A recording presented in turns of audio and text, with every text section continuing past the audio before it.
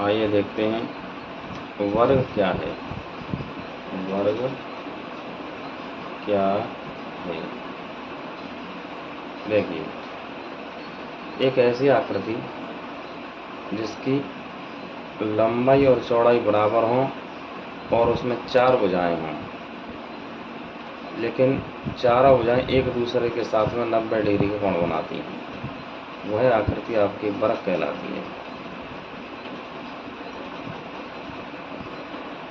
जैसे मान लिया साइड इसकी ए है और ये है, तो यही वर्ग कहलाता है। यानी इसकी आकृति ऐसी एक आकृति समतल पर बनी हुई जिसकी लंबाई और चौड़ाई आपस में बराबर हों और एक दूसरे के साथ में वे 90 डिग्री का एंगल बनाती हैं, वह आकृति वर्ग कहलाती है।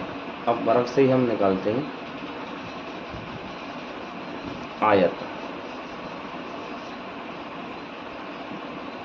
आयत एक ऐसी आकृति है जिसकी लंबाई तो ज़्यादा होती है लेकिन चौड़ाई उसमें कम होती है, लेकिन 90 डिग्री के एंगल भी होते हैं। जो वर्ग में होते थे वही इसमें होते हैं, यानी यहाँ पर 90 डिग्री के एंगल होते हैं। यहाँ भी 90 डिग्री का है, यहाँ भी 90 डिग्री का है। ये मान लिया लंबाई x है और चौड़ाई y है। अब इसका क्षेत्रफल क्या होगा? देखिए, area of rectangle x into y. लेकिन ये होता कैसे है? मान लिया हमने एग्जाम्पल के तौर पर कोई एक ये आयत है और आयत की लंबाई 50 है, या लंबाई आपने मान ली 10 है और चौड़ाई आपने मान ली जैसे 5 है। तो इसकी जो 10 लंबाई है इसे छोटे टुकड़ों में काट देंगे, एक एक सेमी के टुकड़े कर देंगे। 3 4 5 6 7 8 9 और 10। 1 2 3 4 5 6 7 8 9 10। अब इधर 5 है तो इसमें भी एक सेमी कर लेंगे। 1 2 3 4 5।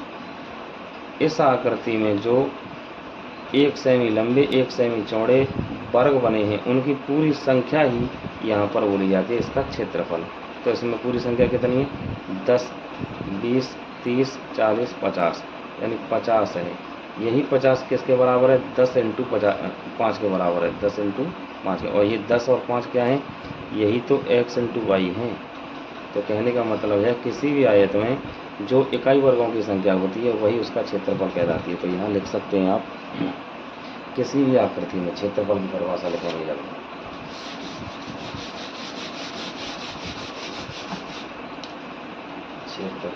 क्षेत्रफल क्या होता है?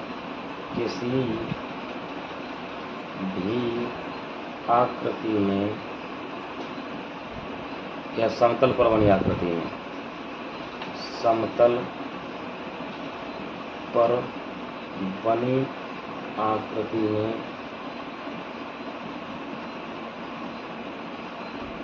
इकाई वर्गों की संख्या, इकाई वर्गों की संख्या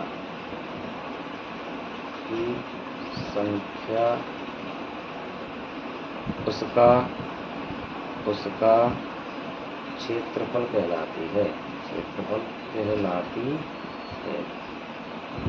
ये होती है क्षेत्रफल की परिभाषा।